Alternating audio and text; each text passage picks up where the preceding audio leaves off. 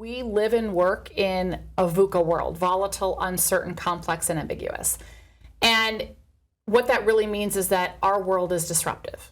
And it was disruptive before COVID. It's more disruptive now. And why that is important is that disruption is where we grow. Disruption is where we get better. Disruption is where we evolve. But disruption bumps us up against our human DNA, that hardwiring we all have to seek out familiarity and to seek out comfort.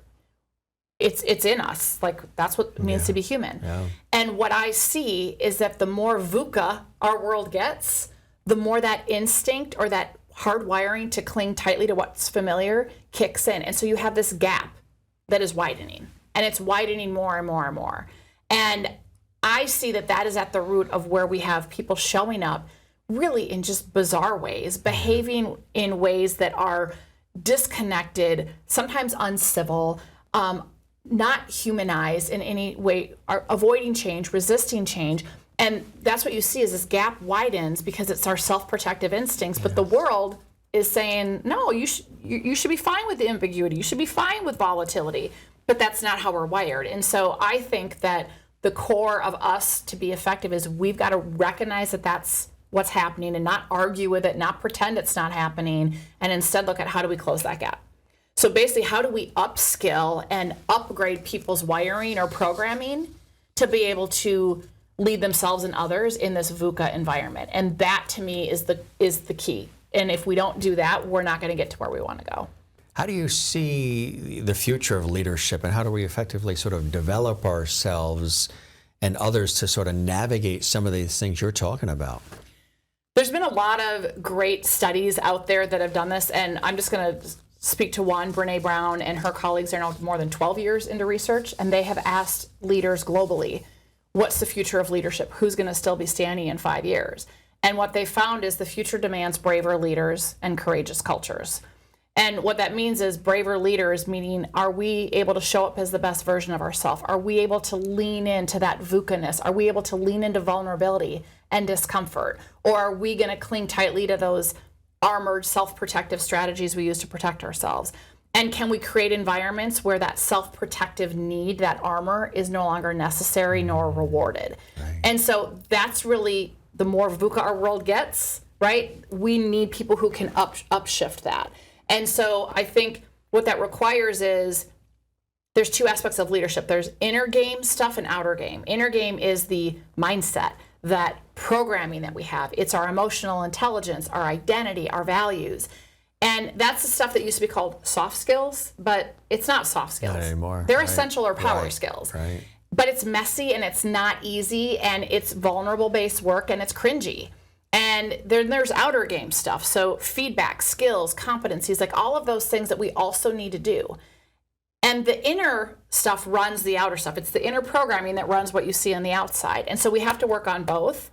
But I think the future of leadership is we have to recognize the inner work has to happen first. So if you're trying to teach people how to set goals and strategize and give feedback, but they're doing it on this inner programming that is still their 10-year-old self, it's not going to work. And so we have to invite people into the necessary but messy work to learn how to show up with courageous vulnerability, to learn how to upgrade that inner programming, right, and close that gap between the VUCA world and our own human DNA. What are some of the other attributes of a great leader? So if we're talking formal people leader, right, versus, because any one of us can show up as a leader, but if I have responsibility for team, I think first and foremost, I do have to be able to show up as my authentically best self. So going back to brave leaders and courageous cultures. So am I showing up authentically? Meaning I might say, hey, team, just know I'm on the struggle bus today, but I'm trying.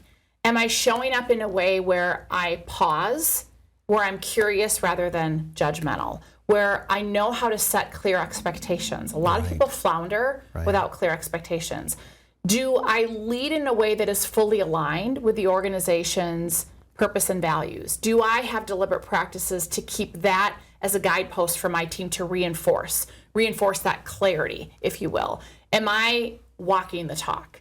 That's a really critical, like I have to lead self before I lead others. So am I embodying all of this myself and modeling it, including, gosh, I screwed up. I'm going to own my mistakes. I'm going to clean up my mess. I'm going to ask for help.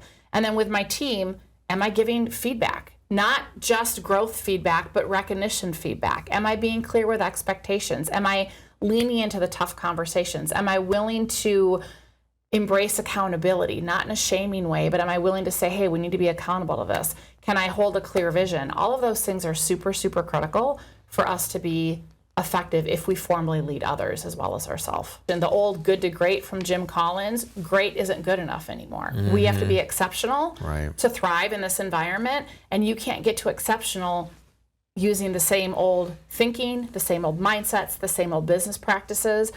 So it's a different game. In order to get there, we got to be willing to get uncomfortable. And I think people don't want to necessarily do the work. They want a quick fix. They want a instant gratification. They don't want to know that there's a messy middle they have to go through to get to the next level of them. But that's really the people who get it and are going to do that work and are investing in the long haul are the ones that are going to come out as a better, stronger version of themselves.